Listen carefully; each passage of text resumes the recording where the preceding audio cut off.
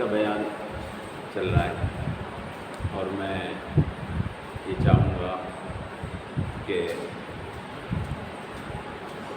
مختصر انداز میں پوری سیرت ان دنوں میں آپ کے سامنے آ جائے اور بہت سے ایسے واقعات جو اللہ کے رسول کی سیرت میں بیان کیے جاتے ہیں ان کی حقیقت بھی سامنے آ جائے کہ ان واقعات کی کیا حیثیت ہے۔ اصل میں ساری باتیں جو بیان کی جاتی ہیں ان کا درجہ یکساں نہیں، بعض باتیں معتبر ہوتی ہیں، صحیح سند سے ثابت ہیں، اور بعض باتیں ایسی ہیں جو بیان کیے جا رہے ہیں لوگ لیکن ان کی سند کوئی خاص نہیں۔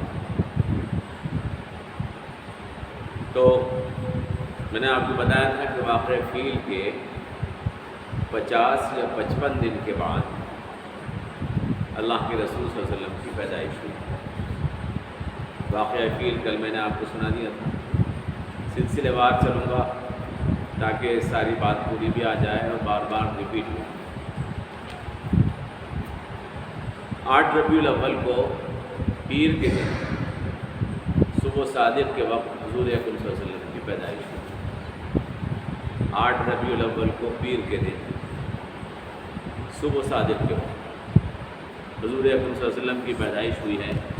انگریزی اعتبار سے اپریل کا مہینہ تھا، صحیح تاریخ اپریل کی کون سی تھی یہ نہیں معلوم، یہ جو مہینہ چل رہا ہے اپریل کا ہی، تو انگریزی اعتبار سے اپریل کا مہینہ تھا اور 570 عیسوی 570 عیسوی جب اللہ کے رسول صلی اللہ تعالیٰ علیہ وسلم کی پیدائش ہوئی۔ حضرت آمنہ حضور اکرم صلی اللہ علیہ وسلم کی والدہ اس وقت حضور اکرم صلی اللہ علیہ وسلم کے چچا ابو طالب کے گھر کے اوپر، ابو طالب کے گھر پر حضرت آمنہ ٹھہری ہوئی تھی جب اللہ کے رسول پیدا ہوئے۔ عام طور پر حضور کی پیدائش کی جو تاریخ مشہور ہے وہ 12 ربیع الاول مشہور ہے۔ 12 ربیع الاول حضور کی تاریخ پیدائش مستند روایات سے ثابت نہیں ہے، اور نہ تاریخی اعتبار سے بھی 12 ربیع الاول حضور کی تاریخ پیدائش نہیں، بلکہ حضور اکرم صلی اللہ علیہ وسلم کی تاریخ وفات 12 ربیع الاول، اللہ کے رسول صلی اللہ علیہ وسلم کا انتقال 12 ربیع الاول پیر کے دن ہے۔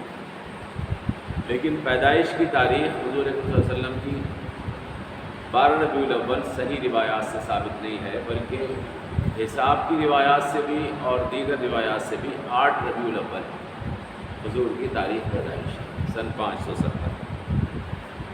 علامہ ابن جوزی ایک بہت بڑے تاریخ داں ہیں، انہوں نے اس کی پوری تحقیق نقل کی ہے اور اس میں یہی بتایا ہے کہ حضور کی تاریخ پیدائش 8 ربیع الاول بروز پیر صبح صادق کو۔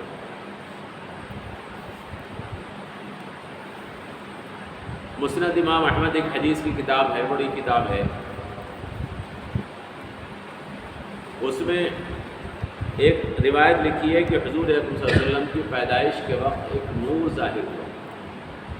جب حضور پیدا ہوئے تو کمرے میں روشنی پھیل گئی، جس کمرے میں اللہ کے رسول صلی اللہ علیہ وسلم کی والدہ تھی، پیدائش کے وقت ایک نور ظاہر ہوا، اور اس میں یہ بھی لکھا ہے کہ اس نور سے شام کے محلات روشن ہوئے۔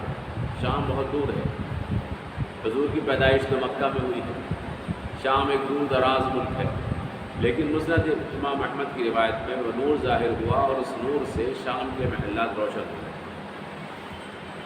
کعب احبار، حضرت کعب احبار ایک عالم ہے، تابعی ہے، بہت بڑے عالم ہیں،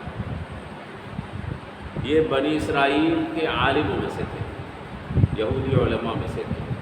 حضور اکرم صلی اللہ علیہ وسلم کو انہوں نے دیکھا ہے، حضرت کعب احبار نے حضور اکرم صلی اللہ علیہ وسلم کو دیکھا ہے، لیکن حضور کے ہاتھ پر ایمان قبول نہیں کیا تھا، حضرت ابو بکر کے زمانے میں اسلام قبول کیا، تو حضرت ابو بکر سے بھی ملاقات ہے ان کی، حضرت عمر رضی اللہ تعالیٰ عنہ سے بھی ملاقات ہے، جلیل القدر تابعی حضرت کعب احبار، ان کی بہت سی روایات نقل کی جاتی ہیں، حضرت ابو ہریرہ رضی اللہ تعالیٰ عنہ ان سے روایت نقل کرتے ہیں، اور بھی کئی صحابی ان سے روایت نقل کرتے ہیں، حضرت کعب احبار سے ثقہ راوی ہیں۔ ابن عباس بھی تفسیر کی کئی روایات حضرت کعب احبار سے روایات کرتے ہیں.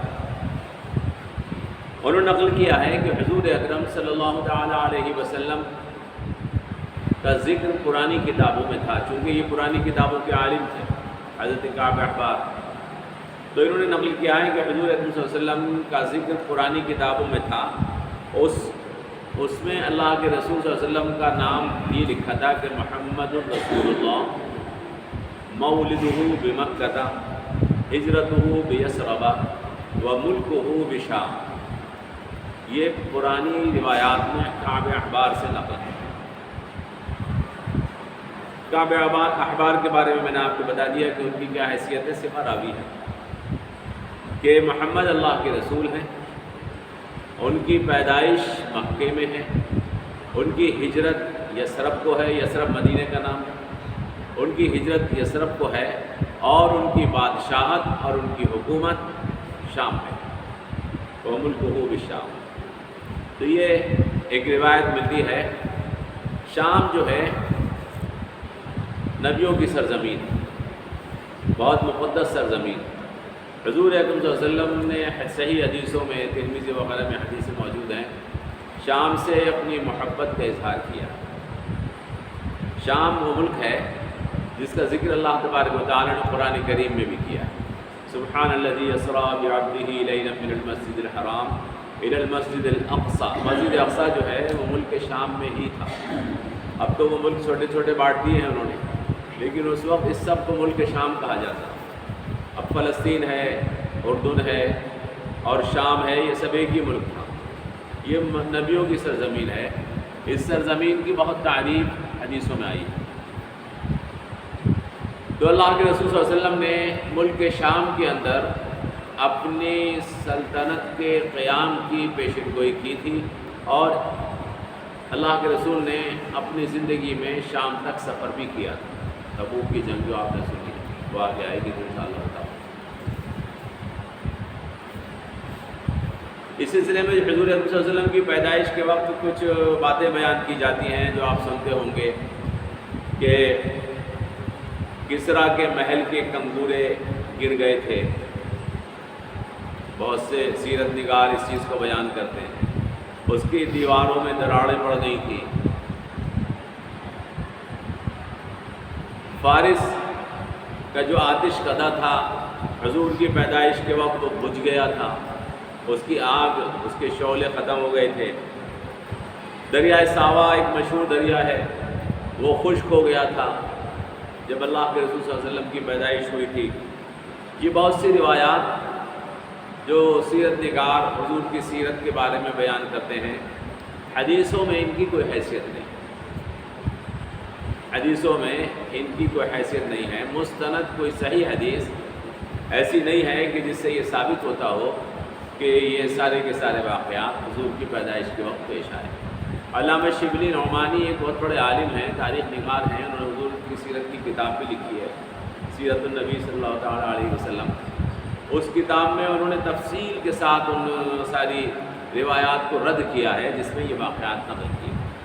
لیکن اکثر سیرت نگار اور حضور کی زندگی کے حالات بیان کرنے والے اس کو بیان کرتے ہیں بکثرت، اور یہ واقعات اتنے مشہور ہو گئے ہیں کہ اب بعض مستند علماء بھی اس کو بیان کرنے لگے. بہرحال ہمیں اس سے کوئی فرق نہیں پڑتا.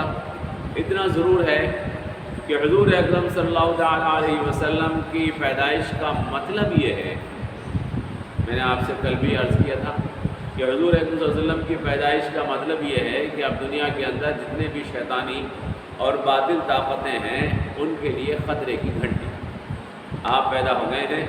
اب حق کے نمائندے کی حیثیت سے اب دنیا کے جتنے بھی باطل مذاہب ہیں، چاہے وہ کسریٰ بادشاہ ہو، چاہے وہ قیصر ہو، چاہے وہ یہودیت ہو، چاہے وہ عیسائیت ہو، جو باطل طریقوں کے اوپر جو بھی چل رہے ہیں، چاہے وہ شرک و بت پرستی ہو، ان سب کو اللہ کے رسول صلی اللہ علیہ وسلم کی تشریف آوری کے بعد خطرہ ہوگا. یہ تو ایک حقیقت ہے. اب اس بات کو بیان کرنے کے لیے کوئی کہہ دے کہ کسریٰ کے محل کے کنگورے ٹوٹ گئے تھے، آتش پرستوں کا آتش کدہ بجھ گیا تھا، قیصر کے محل میں دراڑیں پڑ گئی تھیں، دریائے ساوا خشک ہو گیا تھا. یہ سب اسی چیز کو بیان کرنے کے لیے گویا کہ ایک طرح سے اسی بات کو بیان کرنے کے لیے ایک مقررین کا ایک انداز ہے. ان کی کوئی حیثیت ہو بھی سکتی ہے اور نہ بھی ہو تو ہمیں اس میں کوئی فرق نہیں پڑتا. حضور اکرم صلی اللہ علیہ وسلم کی پیدائش ہو گئی. آپ کی پیدائش کے 7ویں روز حدیثوں میں آیا ہے حضرت عبد المطلب نے حضور اکرم صلی اللہ علیہ وسلم کا عقیقہ کیا. اس سے معلوم ہوتا ہے کہ بچوں کا 7ویں دن عقیقہ کرنے کی روایت یہ اسلام سے پہلے رائج تھی، کیونکہ حضور اکرم صلی اللہ علیہ وسلم تو ابھی تشریف نہیں لائے ہیں، نبی ہونے کا اعلان نہیں کیا ہے. لیکن حضرت عبد المطلب 7ویں دن عقیقہ کر رہے ہیں اور آپ کی ختنہ کرا رہے ہیں. آپ مختون پیدا ہوئے. حدیثوں میں آیا ہے حضور کی ختنہ کرانے کی کوئی ضرورت پیش نہیں آئی، آپ پیدائش ہی مختون، آپ کی ختنہ ہوئی تھی. پیدائش کے بعد حضور اکرم صلی اللہ علیہ وسلم کی والدہ حضرت آمنہ نے حضور کو دودھ پلایا. اچھا، اس سلسلے میں اور بہت سے واقعات بیان کیے جاتے ہیں، وہ میں سب چھوڑ رہا ہوں بیچ میں. مثال کے طور پر زمزم کا کنواں، عبد المطلب کا خواب، انہوں نے زمزم کا کنواں کھولا اور نظر مانی اور حضور اکرم صلی اللہ علیہ وسلم کے لیے انہوں نے اونٹ قربان کیے، خواب دیکھا وغیرہ وغیرہ. بہت ساری چیزیں بیان کی جاتی ہیں، وہ میں سب اس لیے چھوڑ رہا ہوں کہ مستند روایات میں ان کی کوئی ایسی تفصیل موجود نہیں ہے جیسی بیان کی جاتی ہے. لیکن اگر وہ واقعات پیش بھی آئے ہوں تو ہو سکتا ہے کہ ہمیں کوئی اعتراض نہیں. پیدائش کے بعد چند روز تک میں نے آپ سے عرض کیا کہ حضرت آمنہ نے حضور کو دودھ پلایا. پھر اس کے بعد صوبیہ، یہ ابو لہب کی باندھی تھی. صوبیہ ابو لہب کی باندھی تھی. حضور اکرم صلی اللہ علیہ وسلم کی پیدائش کے وقت جب حضور پیدا ہوئے تو یہ صوبیہ وہاں پر موجود تھی. حضور کی پیدائش کے وقت دائی کے پاس موجود تھیں. یہ دوڑ کر گئیں اور جانے کے بعد انہوں نے اپنے مالک ابو لہب کو خبر دی، صوبیہ نے، کہ تمہارے مرحوم بھائی عبداللہ کا بیٹا پیدا ہوا. اس بات میں ابو لہب نے، اس وقت تک تو اسے معلوم نہیں تھا، وہ سمجھ رہا ہے میرا بھتیجا ہی ہے، لہٰذا اسے خوشی ہوئی اور اس نے صوبیہ کو آزاد کر دیا. کہا کہ میں تمہیں آزاد کرتا ہوں. وہ غلام تھی، باندھی تھی، کسی کو آزاد کر دینا یہ اس کے لیے ایک بہت بڑا انعام ہے. تو آزاد کر دیا ابو لہب نے. اس کے بعد ابو لہب کی اسی باندھی کا حضور اکرم صلی اللہ علیہ وسلم نے دودھ پیا. چند دن حضرت آمنہ نے آمنہ کا دودھ پیا اور پھر اس کے بعد صوبیہ کا دودھ پیا. صوبیہ کے اسلام کے بارے میں اختلاف ہے کہ صوبیہ حضور اکرم صلی اللہ علیہ وسلم کے نبی بننے کے وقت زندہ تھیں یا نہیں تھی، اور انہوں نے اسلام قبول کیا تھا یا نہیں کیا تھا. لیکن اس سلسلے میں کوئی مستند روایت نہیں ہے، چونکہ وہ 40 سال کے بعد کی بات، اس وقت تک کی بوڑھی ہو گئی تھی. ہاں، اتنا حدیث پاک میں آیا ہے ترمذی شریف میں کہ جب فتح مکہ ہوا، یعنی حضور اکرم صلی اللہ علیہ وسلم نے فتح مکہ کب کیا ہے؟ جس وقت فتح مکہ کیا ہے تو اللہ کے رسول صلی اللہ علیہ وسلم کی عمر مبارک اس وقت 40 سال میں آپ نبی بنے. 13 سال آپ نے مکے میں دین کا کام کیا تو 53 سال کی عمر ہو گئی. اللہ کے رسول پھر مدینہ ہجرت فرما کر لے گئے اور فتح مکہ 8 میں ہوا، یعنی 8 سال کے بعد. گویا کہ حضور کی عمر مبارک اس وقت فتح مکہ کے وقت تقریباً 61 سال یا 60 سال کی. اس وقت جب آپ تشریف لائے تو اللہ کے رسول نے فتح مکہ کے موقع کے اوپر پوچھا تھا کہ صوبیہ یا ان کے خاندان کا کوئی فرد ہے. اللہ کے رسول نے وہاں آن کر معلوم کیا تھا فتح مکہ کے بعد، تو آپ کو بتایا گیا کہ صوبیہ کا بھی انتقال ہو گیا اور صوبیہ کے بیٹے کا بھی انتقال ہو گیا. تو حضور نے فرمایا کہ ان کے رشتہ داروں میں سے اگر کوئی ہو تو اس کو میرے پاس لاؤ، میں ان کے ساتھ کچھ حسن سلوک کروں. اللہ کے رسول صلی اللہ علیہ وسلم نے، چونکہ حضور نے ان کا دودھ پیا تھا، تو آپ نے اپنی ماں کا احسان ادا کرنے کے لیے ان کے بارے میں دریافت کیا. حدیثوں میں آیا ہے. تو اللہ کے رسول کا حضرت صوبیہ نے دودھ پیا. پھر اس کے بعد عرب میں دستور یہ تھا کہ بچوں کو جب تھوڑے بڑے ہو جاتے تھے، یعنی 1-2 مہینے 3 مہینے کے ہو جاتے تھے، تو گاؤں بھیج دیا جاتا تھا. بچوں کو گاؤں بھیج دیا جاتا تھا تاکہ گاؤں کی آب و ہوا اچھی ہوتی ہے شہر کے مقابلے میں. اور گاؤں میں بھاگ دوڑ زیادہ ہوتی ہے، وہاں کی غذائیں بھی صاف ستھری ہوتی ہیں، اور وہاں کی بول چال بھی جو ہوتی ہے، زبان جو ہوتی ہے وہ بھی بڑی فصیح ہوتی ہے۔ آپ کو شاید اس چیز کا احساس ہو کہ نہیں ہو، شہروں کے اندر زبان اتنی صاف ستھری نہیں ہوتی آج بھی جتنی صاف ستھری زبان، بہت سے الفاظ ایسے جو شہر میں لوگ جانتے بھی نہیں، وہ گاؤں والے بولتے ہیں، گاؤں والے وہ الفاظ بولتے ہیں زبان کے۔ تو اس زمانے میں بھی جو اچھی زبان بولی جاتی تھی وہ گاؤں میں ہی بولی جاتی تھی، فصیح عربی۔ تو صحت کی وجہ سے بھی اور زبان سیکھنے کی وجہ سے بھی، چونکہ اسکول کالجز تو ہوتے نہیں تھے، بچوں کو گاؤں بھیج دیا جاتا کہ گاؤں جا کر وہاں پر لوگ بچے جو ہیں وہ سیکھ لائیں۔ کچھ چھوٹے بچے ہو جاتے تھے جب بولنے کے قابل، تو ان کو وہاں بھیج دیا جاتا تھا۔ اس کے لیے طریقہ یہ تھا کہ گاؤں میں سے لوگ آتے تھے اور شہر کے اندر مالداروں کے بچے لیتے تھے، چونکہ اس کا معاوضہ ان کو ملتا تھا۔ چنانچہ اس برس جس برس اللہ کے رسول صلی اللہ علیہ وسلم کی پیدائش ہوئی ہے، گاؤں سے لوگ آئے۔ آنے کے بعد انہوں نے مکے کے بچوں کو دیکھا، مالدار گھرانوں کے بچے جلدی جلدی لے لیے گئے، کیونکہ ان سے معاوضہ بھاری ملنے کی امید تھی۔ لیکن حضور اکرم صلی اللہ علیہ وسلم چونکہ آپ یتیم پیدا ہوئے تھے اور کوئی ایسا باپ موجود نہیں تھا کہ جو حضور کو دودھ پلانے اور تربیت کا معاوضہ دے سکتا ان کو، تو زیادہ توجہ نہیں کی ان عورتوں نے جو لینے کے لیے آئی تھیں، دودھ پلانے والیاں جو لینے آئی تھی، انہوں نے اللہ کے رسول کی طرف زیادہ توجہ نہیں کی۔ لیکن ان میں ایک حلیمہ سعدیہ نام کی عورت تھی، انہوں نے، ان کی اونٹنی کچھ کمزور تھی جس پر وہ بیٹھ کر آئی تھی، لہذا وہ قافلہ جو بچوں کو لینے کے لیے آیا تھا وہ پیچھے رہ گئی تھی اس کمزور اونٹنی کی وجہ سے۔ جب تک وہ مکے پہنچی اس وقت تک تقریباً سارے بچے لوگ لے چکے۔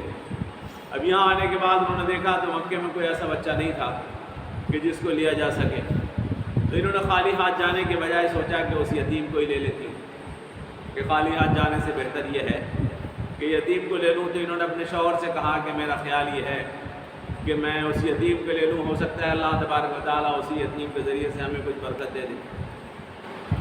تو یہ وہ آئیں اور آنے کے بعد انہوں نے حضرت آمنہ سے بات کی کہ بھئی آپ مجھے دے دیں۔ حضرت آمنہ نے کیفیت ان کے سامنے بیان کر دی کہ یتیم و یسیر بچہ ہے اور آپ کو زیادہ معاوضے کی امید نہیں رکھنی چاہیے، لے لیجیے۔ بہرحال یہ لے کر چلی گئی۔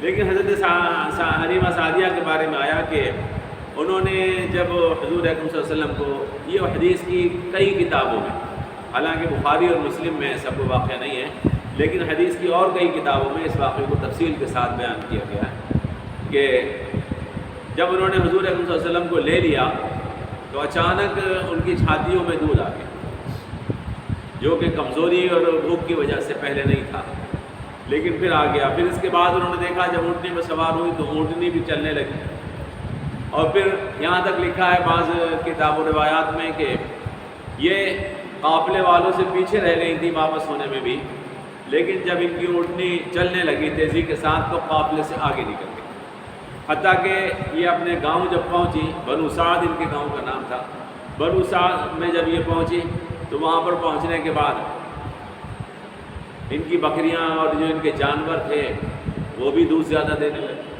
اور جانوروں کے مقابلے میں، اور ان کے گھر خوشحالی پیدا ہو گئی۔ بہرحال حضور اکرم صلی اللہ علیہ وسلم وہاں پر پلتے رہے، تو یہ حضور کی برکات ان کو حاصل ہوئی، جس کی وجہ سے اللہ کے رسول صلی اللہ علیہ وسلم سے ان کو خاص تعلق بھی پیدا ہو گیا، اللہ کے رسول سے ان کو محبت بھی پیدا ہو گئی، تو وہاں پر یہ رہنے لگے اللہ کے رسول صلی اللہ علیہ وسلم۔ اللہ کے رسول وہاں بچوں کے ساتھ کہتے تھے، ایک صحیح حدیث میں آیا ہے، حضرت عمر رضی اللہ تعالیٰ عنہ نے حضور سے پوچھا کہ یا رسول اللہ، آپ کی جو زبان ہے وہ بڑی فصیح زبان ہے، آپ بولتے جو ہیں بڑی فصیح اور بلیغ زبان بولتے ہیں، اس کی وجہ کیا ہے کہ ہم اتنی فصیح زبان نہیں بول پاتے؟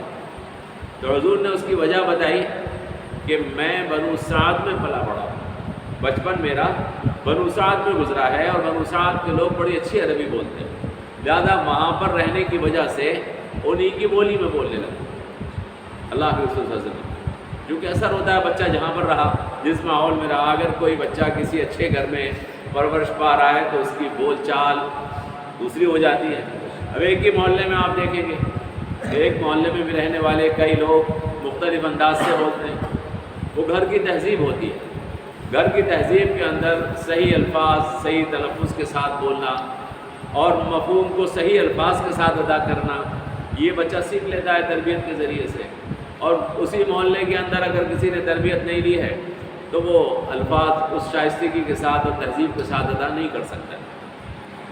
تو یہ حضور اکرم صلی اللہ علیہ وسلم کے اوپر اثر تھا اس چیز کا کہ آپ باوجود اس کے کہ مکے میں رہے اور مکے کے دوسرے لوگ اتنی مہذب گفتگو نہیں کر پاتے تھے، تو اس کی وجہ حضور نے یہ بتائی کہ میں بنو سعد میں پلا بڑا ہوں۔ ایک صحیح حدیث میں یہ بات آئی۔ بہر اللہ کے رسول صلی اللہ علیہ وسلم بنو سعد میں رہنے لگے۔ وہاں کا ایک واقعہ حدیثوں میں ملتا ہے،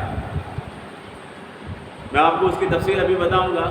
ایک واقعہ یہ ملتا ہے کہ حضور اکرم صلی اللہ تعالیٰ علیہ وسلم تقریباً 4 سال کے ہو گئے وہاں رہتے ہوئے۔ یہ اپنے بھائی بہنوں کے ساتھ، جو دودھ شریک بھائی بہن تھے، حلیمہ سعدیہ کے جو بچے تھے، ان کے ساتھ کھیلتے کودتے رہتے تھے، اور بکریاں چرانے کے لیے ان کے لڑکے وغیرہ جاتے تھے تو حضور بھی ان کے ساتھ چلے جاتے تھے۔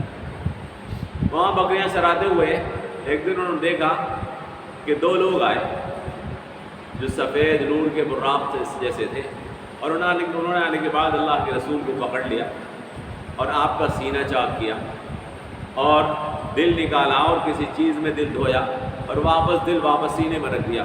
تو وہ بچے ڈر گئے، وہ دوڑے آئے، انہوں نے آن کر حلیمہ سعدیہ کو اس بات کی خبر دی کہ اماں، ہمارا قریشی بھائی، اس کو 2 آدمیوں نے کاٹ دیا اور اس کے دل کو نکالا اور اب اس کا سینہ سینے بیٹھے ہوئے۔ انہوں نے آن کر خبر دی، یہ گئے بھاگے ہوئے اپنے شوہر کے ساتھ۔ حلیمہ وہاں جا دیکھا تو اللہ کے رسول وہاں کھڑے ہوئے تھے، آپ کا رنگ پیلا تھا، چہرے کے اوپر کچھ پیلاہٹ تھی، اور حضور انہوں نے جا کر اللہ کے رسول سے پوچھا کہ کیا ہوا؟ تو حضور نے فرمایا کہ پتہ نہیں کیا ہوا، بہرحال سینہ چاک انہوں نے دیکھا تو سینہ چاک تھا۔ تو وہ لا کر حضور اکرم صلی اللہ علیہ وسلم کو اس بات سے وہ گھبرا گئی، اور انہوں نے آن کر وہاں سے 2-4 مہینے کے بعد حضرت آمنہ کے پاس حضور کو پہنچا دیا، اللہ کے رسول کو، کہ اس بچے کے ساتھ تو عجیب معاملہ پیش آیا، کہیں ایسا نہ ہو خدا نخواستہ ایسے نقصان ہو جائے، آپ اپنے بچے کو لے لیجیے۔ چنانچہ وہ حلیمہ سعدیہ حضور کو حضرت آمنہ کے پاس پہنچا گئی، تقریباً 4 یا 4.5 سال کی عمر، اتنے دن تک حضور وہیں پر تھے۔ وہاں پر حلیمہ سعدیہ کے پاس اللہ کے رسول 6 سال کی عمر تک رہے۔ اب میں نے آپ کو بتایا کہ یہاں شق صدر ہوا، شق صدر یعنی سینہ چاک کرنے کا واقعہ۔ اس سلسلے میں روایات مختلف ہیں۔ اللہ کے رسول صلی اللہ علیہ وسلم کا شق صدر سینہ چاک کب ہوا، اس میں بہت سے علماء نے اختلاف بھی کیا۔ کچھ لوگ یوں کہتے ہیں کہ شق صدر یعنی سینہ کاٹا نہیں گیا، بلکہ شرح صدر ہوا۔ الم نشرح لک صدرک، قرآن پاک میں اللہ نے فرمایا، کیا ہم نے آپ کے سینے کو کشادہ نہیں کر دیا؟ تو سینہ کاٹا نہیں گیا بلکہ دل کشادہ کیا گیا، یعنی آپ کے دل کو اللہ تبارک و تعالیٰ نے بڑا بنا دیا۔ شرح صدر کس چیز کا نام ہے؟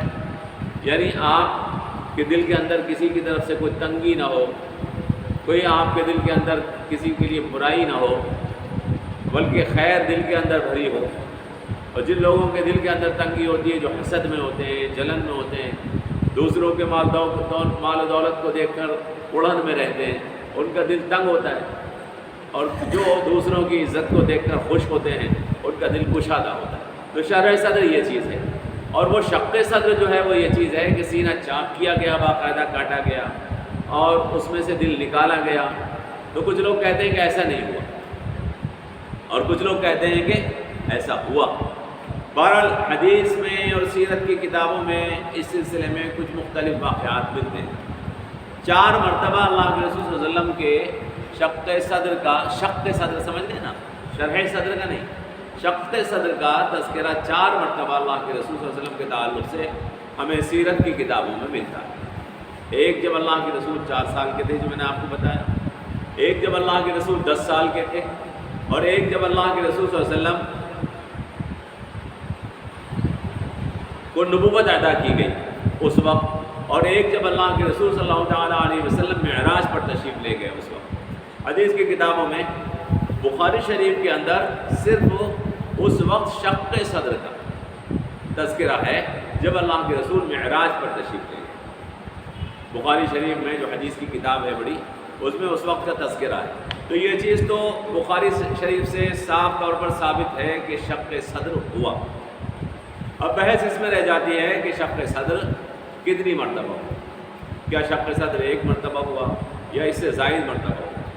تو جو کتابوں میں ملتا ہے ایک، اور ضعیف روایات کے اندر ایک اور 5ویں مرتبہ جب آپ 20 سال کے تھے تو شق صدر کا تذکرہ ملتا ہے، گویا 5 مرتبہ کا تذکرہ ملتا ہے۔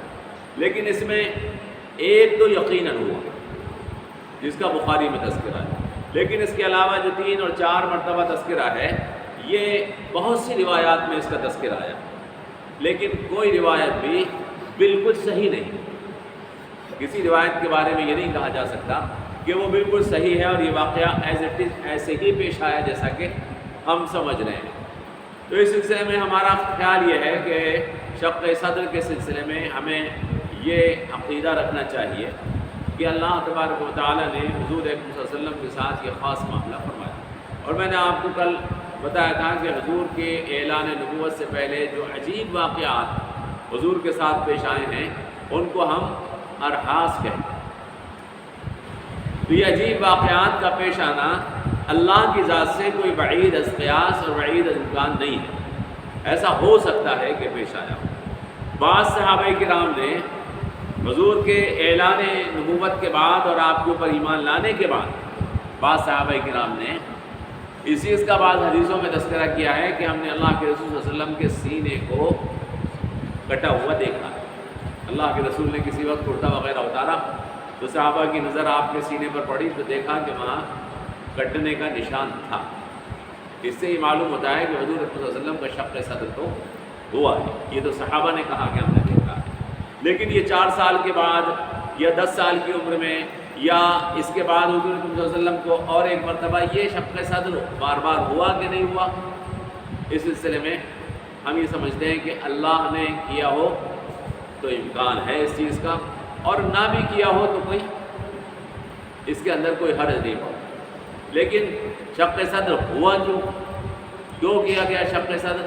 شق صدر اس لیے کیا گیا ہے کہ حضور اکرم صلی اللہ علیہ وسلم کو کہ آپ کے قلب اطہر کو جنت کے کسی خصوصی پانی سے دھوئے تاکہ اس کے اندر وہ نورانیت پیدا ہو جائے، حضور اکرم صلی اللہ علیہ وسلم کی ذات کے اندر وہ نورانیت پیدا ہو جائے کہ آپ کو کسی بھی برائی کی طرف آپ کا رجحان باقی نہ رہے، کیونکہ آپ کو پیغمبر اور نبی بنایا جانا تھا، لہذا آپ کا رجحان برائی کی طرف سے بالکل ختم ہو جائے۔ اس کے لیے قلب اطہر کو اللہ کے رسول صلی اللہ علیہ وسلم سے جنت کے پانی سے دھویا گیا، یہ شق صدر کی وجہ۔ بہرحال یہ میں نے آپ کو بتا دیا، اور بھی کچھ واقعات ہوتا تھا لیکن آپ کا ٹائم پورا ہو گیا، کہ اللہ کے رسول صلی اللہ تعالیٰ علیہ وسلم کو اللہ تعالیٰ نے شق صدر کروایا اور آپ کا قلب اطہر جنت کے پانی سے دھلوایا تاکہ آپ کا دل ہر قسم کی گناہ کی میلان سے دور ہو جائے۔ انسان کے دل کے اندر گناہ کی طرف رغبت ڈالی گئی، گناہ انسان کو اچھا لگتا ہے، جیسا کہ حدیث پاک میں آیا، اللہ کے رسول صلی اللہ علیہ وسلم نے ارشاد فرمایا کہ جہنم کو مرغوبات سے گھیر دیا گیا ہے، شہوات سے گھیر دیا گیا ہے، اور جنت کو اللہ تبارک و تعالیٰ نے مکروہات سے گھیر دیا۔ جنت حاصل کرنے کے لیے بڑا انسان کو اپنے دل کے اوپر جبر کرنا پڑتا ہے، اور کچھ اس طرح کے کام کرنے پڑتے ہیں کہ جس کے لیے من نہیں چاہتا۔ صبح کو بستر میں سردی میں نماز فجر کے لیے اٹھنا بڑا بھاری لگتا ہے، اگر غسل فرض ہو گیا ہے تو نہانا بڑا مشکل طبیعت کو لگتا ہے، لیکن ایمان والا اس دل کے اوپر جبر کر کے اس کام کو پورا کرتا ہے اور اسی کا اجر و ثواب ملتا ہے۔ اور گناہ انسان کو بڑا لذیذ لگتا ہے، گناہ میں لذت رکھ دی گئی، انسان کا دل گناہ کی طرف راغب ہوتا ہے، اچھا لگتا ہے، جھوٹی عزت بڑی اچھی لگتی ہے۔ بہت سارے گناہ ہیں، میں آپ کو مثال کیا دوں، لیکن گناہ میں لذت ہوتی ہے، اور انہی سے بچنے کا نام ایمان ہے۔ تو اللہ تبارک و تعالیٰ نے حضور اکرم صلی اللہ علیہ وسلم کے اندر سے اس کیفیت کو ختم کرنے کے لیے، جو انسانی کیفیت ہے، آپ کے قلب کو دھویا، اس کے لیے شق صدر کیا گیا۔ اس سلسلے میں اگر کوئی بہت زیادہ متحقق اشکالات پیدا کرنا چاہے کہ سب اس کی ضرورت کیا تھی، تو اس کی ضرورت تو اللہ بہتر جانتا ہے۔ اللہ تبارک و تعالیٰ نے ایسا فرمایا حضور کے ساتھ خصوصی معاملہ، یہ کیوں فرمایا، اس کی ضرورت کیا تھی، اس کا سوال کرنے کا ہمیں حق اس لیے نہیں ہے کہ یہ خدا اور رسول کا معاملہ ہے۔ اللہ نے ایسا معاملہ آپ کے ساتھ کیوں فرمایا؟ حضور اکرم صلی اللہ علیہ وسلم کے ساتھ ایسا معاملہ کرنے کا ایک منشا اور مقصد یہ بھی ہو سکتا ہے کہ آپ کی ذات اقدس خصوصی طور پر لوگوں کی توجہ کا مرکز بچپن سے بنی رہی اس طرح کے واقعات کے ذریعے سے۔ تو آپ کو چونکہ لوگوں کا امام بنانا تھا، لوگوں کا رسول بنانا تھا، اس لیے اللہ تبارک و تعالیٰ نے حضور صلی اللہ علیہ وسلم کے ساتھ گاہے بگاہے اس طرح کے واقعات پیش آتے رہے تاکہ لوگ حضور کی طرف توجہ رکھیں۔ چنانچہ حضرت آمنہ کے تعلق سے طبقات وغیرہ حدیث کی کتاب ہے، سیرت کی کتاب ہے، اس میں یہ لکھا ہے کہ حضرت آمنہ کو جب دائی حلیمہ نے آن کر یہ بتایا کہ حضور کا سینہ چاک کیا گیا اور اس طرح سے دو آدمی آئے اور انہوں نے دل وغیرہ دھویا، تو حضرت آمنہ نے کوئی حیرت کا اظہار نہیں فرمایا اور فرمایا کہ یہ کوئی عجیب بات نہیں ہے، تمہیں پریشان ہونے کی ضرورت نہیں، میرے بچے کے ساتھ ایسے بہت سے معاملات ہوتے ہیں۔ تو اس سے کیا ہوا کہ بچپن سے ہی لوگوں کے اندر یہ بات پیدا ہوئی کہ یہ بچہ کوئی خصوصی بچہ ہے۔ لہٰذا بعد میں اللہ تبارک و تعالیٰ نے حضور اکرم صلی اللہ علیہ وسلم نے جب اعلان نبوت فرمایا تو لوگوں کی توجہات آسانی کے ساتھ حضور کی طرف متوجہ ہو گئی کہ لوگ شروع ہی سے سمجھتے تھے کہ اس بچے کے اندر کوئی عجیب بات ہے۔ تو یہ بات ہے انشاءاللہ آگے جو چیزیں ہوں گی آپ سنیں گے۔ اب ہم حضور اکرم صلی اللہ علیہ وسلم کی پیدائش تک پہنچ گئے کہ اللہ کے رسول پیدا ہو گئے اور آپ کا شق صدر ہو گیا۔ اب آپ واپس حضرت آمنہ کے پاس آ گئے، واپس حضرت آمنہ کے پاس حضور اکرم صلی اللہ علیہ وسلم 6 سال کی ہو گئے۔